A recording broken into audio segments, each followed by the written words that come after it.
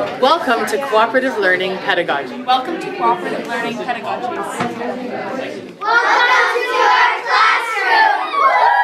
Hi, I'm Laura Nash. Welcome to Cooperative Learning Pedagogies.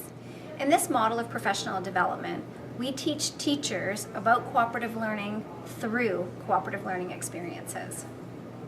Our 5-day professional development process is closely modeled after the gradual release of responsibility framework.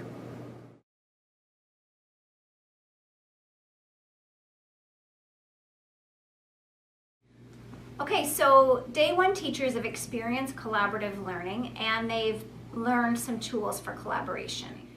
On day 2, it's an opportunity for them to go into an experienced teacher's classroom, someone who's been using collaborative learning structures successfully with their students, and they get to see what collaborative learning looks like in a real-life classroom. This is an important opportunity for teachers for a variety of reasons. First of all, when we set this up, there's usually more than one observing teacher. There's usually a few observing teachers in the classroom, so they can talk amongst themselves about what they're seeing. Second of all, they can talk to students about how the students are learning, how they're engaged, and why they're engaged in the way that they're learning.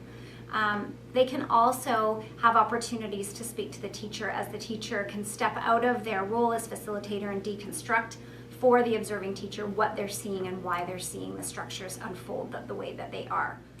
So for example, as a demonstration teacher, I might pause as my students are working collaboratively and are engaged in their learning. I can step aside and talk to observing teachers. So you can see we're getting a little bit of filming going on today, so I just needed to do a little break here for a second and not talk to you, but talk to our guests in the classroom. And so you can see that during the dueling flip charts, we go away from the window and then back in our groups. What you want to do, what we're doing as a teacher is walking around and circulating to make sure that we've got equal participation.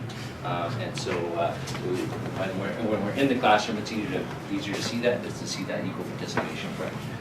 So we want to make sure that in our pies that's part of that spice, and making sure that's part of. Afterwards, teachers have an opportunity to debrief with one another, where they can really dig a lot deeper into the how and why and when to use structures, and start planning for next steps to take those structures and other structures back into their classroom, where they will engage their students in authentic collaboration. Day 2, waste of money.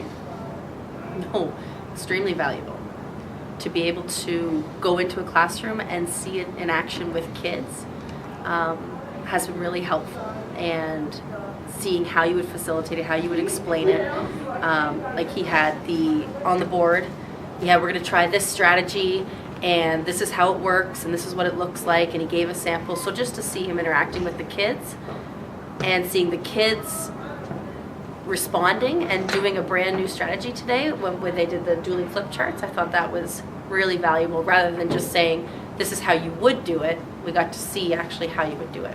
And to see all the bumps in the road, there's a little thing going on here. Okay, how is he managing and continuing with the structure so it's valuable and positive, but doing those little strategies with behavior to make sure if there is anything in reality, sometimes things are happening, how is he dealing with it in a positive way and redirecting students? I found that to be really helpful, to see this can actually work in all different scenarios, whether it's intermediate or in my case primary. So that was very positive. Because there were some hiccups, there were some Absolutely. behavioral issues, and I think that if I just went back to my classroom and I tried it, and I saw those behavioral issues, I might think, oh, I'm not doing it right, I'm missing something, I didn't facilitate it right. But seeing him have the same struggles, then it's giving me hope when I go back to my classroom. Okay, I might see these hiccups, but here's the tools on how to manage it.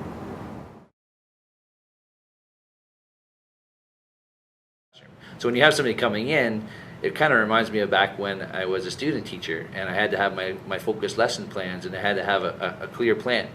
And since being a student teacher, I haven't had to do that. So this has kind of put me back into the role of teacher is student role, and I'm kind of forcing myself to consider all those important things like learning goals and success criteria and other pedagogy. When people are coming into your classroom, you want to make sure that you're putting your best foot forward. And so it's really forced me to focus on being the best teacher I possibly can for the time that they're in here, but that also ripple effects into all my other lessons when when long before and long after those people are gone.